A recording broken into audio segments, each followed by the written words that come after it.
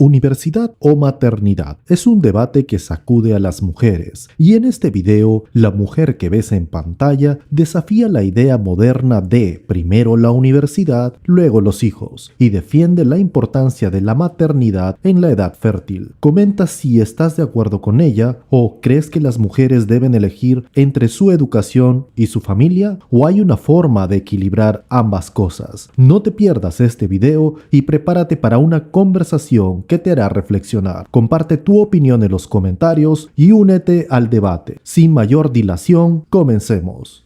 And so I don't know, to me feminism is just equality. That's it.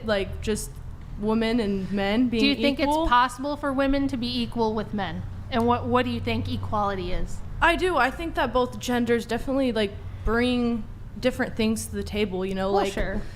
But what do you mean by equality? What would be an example? Equal pay and stuff. If they have the same jobs and everything, equal pay, Okay. Equal rights. Equal rights. Okay, and then if women have equal rights with men and they have the same opportunities, does that mean they should have the same responsibility? Should you have the same responsibility and authority to go with your rights? Well, I think any adult should, I don't think it's whether you're a man or a woman. I think if you're an adult, you should have responsibility for yourself in general as a person. Wait, Nick, hold on. Okay, so what I wanted to ask is, so you just outlined some rights that you think women should have. Do women have duties?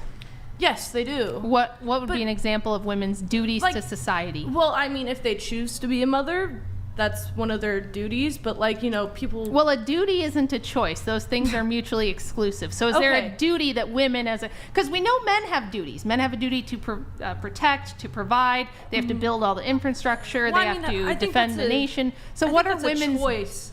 I don't think that's not really. Not when there's a protection. draft. Not when there's a draft. And who else is going to build the infrastructure if men don't do it? Nobody. Well, I just think that men and women could do it. You know, I think there's women in the force. Are you saying woman or women? Because those are different. Woman is one. Women is more than one. Well, I'm pronouncing it, I guess, differently than you said, but I'm saying women. She's saying the plural. Yeah, women in general. I can't hear the difference with a lot of these younger girls. They say the word the same, so I wasn't sure. So we know men have duties. Yes. To provide and protect. If men aren't out keeping the electrical grid up, there's going to be problems, right?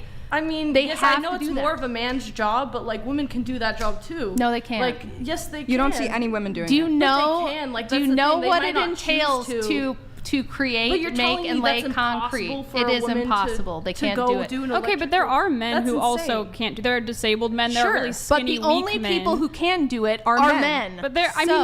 But the thing is, there are plenty of men who aren't doing that. So you could say it's a man's duty, but you can't generalize and say it's all men's duty. Just like you can't generalize and say all women's duty is to have children. It's the duty of men to provide, protect, and build the nation. They're the only ones who can do it. And lots of them physically can't. There are some. But that doesn't mean that we can't generalize. I see a lot of men who I don't think would last very long. I don't see any women that would be able to do it. So. Okay, I can agree with that. But it doesn't. We can talk about generalizations and outliers. But I'm asking: do women have any duties to society, or is it just she needs to do what makes her happy? She just needs to focus on her happiness. Women produce the next generation. Yeah, that they should, but they're not. Have you guys taken a look at the birth rates? Because if you can't say that, because if you say that, well, the Mexicans the birth rates are lower. Even Mexicans are below replacement now. But the birth rates are lower, but that's not assimilated. Saying that they're not. I agree that there is a decline in terms of the value of motherhood, and I personally think that should be something that is valued again. It's a very important role, and there should be no shame in wanting to be a mother. And I think a lot of, as a young woman, you're kind of torn where you're definitely led on a path of education, and that's important. Education is great, and we are a more privileged generation, so our parents in general had enough money to at least want us to get an education. We got an education, we get a good job, and then you get later, and then now you're in the career world. This is a lot of woman prattle, let me finish what I'm saying. Rach, let me finish. So then you have a job, you get your job, and then all of a sudden you're 29, you are 30, 31, 32, now you have like a short time span to get into this relationship, to get married. The guy feels pressure. If you've been on birth control, that's going to make it hard to actually conceive, because that impacts your fertility. You have to wait for that stuff to wear off. So there are these problems. So I think that the age of responsibility of motherhood has been pushed out, but the problem is that because of like the biological restrictions and limitations on a woman's body, we feel that pressure, and so it's this catch-22, and you want to, and so I don't think it is a catch-22 though. Well, but it's either you pursue education and get a career and all that stuff, or you be a mom, and that's a hard.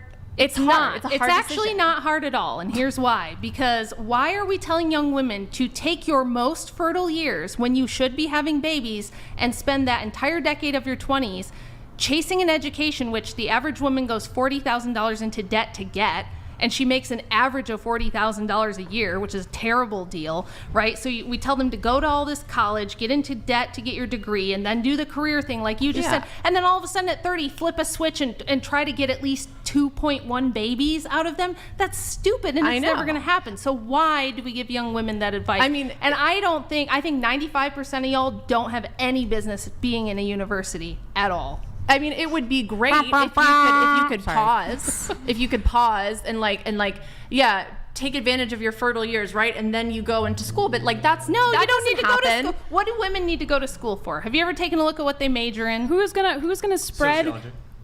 Right? Political science. Okay. Who's gonna do this anti-feminist movement if there aren't learned women in the world? I will say this. I didn't go to college. I never went to college. I had my first baby at 20, the way the Lord intended, and that's beautiful. And you're obviously very intelligent and can speak for yourself, and that's awesome. I don't need a bullshit university degree and a bunch of debt. But I will say a realistic, just a reality is. It's so expensive now. I mean, live in any city. If you want to be a homeowner, why do you think college is so expensive? No, I'm not saying college. I'm saying after college. I'm saying you need a job. You need cost of living. And so also, and if you're, do you know why that's that way? Because more people entered the workforce, and so which people? Women entered the workforce. Women entered the workforce in mass in the 1970s. Just on with your point. So your husband's name is Andrew. Mm-hmm. So does he not want your daughters to go to college? He doesn't want them to go to college. They haven't so far. They haven't. They've been homeschooled, and then they were able to do a little bit of trade school. Like one of them does dental assisting, the other one does culinary arts. Mm-hmm. Free education, no debt, something so they have a little job they can do until they get married, because the world is the way it is. I'm not saying I don't understand the situation we're in, but I think it's a horrible idea. 95% of women, they go to college, they get bullshit degrees and shit like interior design, 95% of all people do not belong in college because they are mentally, well, I can't say the word, but they're not well. So the issue I think that she was bringing up when she was asking you about the rights is people don't understand that the minute there's a right, there's also a corresponding duty on somebody to enforce and allow that right. Mm-hmm. And so actually I think most rights are total BS, male and female, right? Mm-hmm. And I think you might have the idea that I'm in a prescription that somehow women should go back to being a second tier citizen or something, which I don't know that we were. I wasn't around in that time to say that we were. I don't necessarily agree that women shouldn't be educated, because if women are going to raise children, they should be intelligent enough to know how to raise those children and shouldn't raise morons. But I do think that there is a push on all fronts for everybody to go to college as if they need it. And this is just a Ponzi scheme. Yeah. I think get intelligence and education are completely separate from college and university. For sure. Yeah. El elevado costo de la educación superior en Estados Unidos, junto con la alta tasa de deuda estudiantil y la baja rentabilidad de algunas carreras, ha generado fuertes críticas al sistema de financiación actual. La deuda estudiantil promedio de los graduados universitarios en Estados Unidos supera los $30,000, una cifra que puede llegar a ser mucho mayor para aquellos que asisten a universidades privadas o que requieren préstamos para cubrir gastos de manutención. Esta deuda puede tener un impacto significativo en la vida de los graduados, dificultándoles comprar una casa, ahorrar para la jubilación e incluso iniciar una familia. Si se considera el costo total de la educación, incluidos los préstamos estudiantiles, el salario promedio de los graduados universitarios en algunas carreras puede no ser mucho más alto que el de aquellos que no tienen un título universitario. Algunas carreras, especialmente aquellas con bajos salarios y altas demandas, pueden generar altos niveles de estrés y burnout, lo que lleva a una tasa alta de abandono y a la búsqueda de nuevas oportunidades laborales. ¿Y tú qué opinas? Déjamelo saber en los comentarios.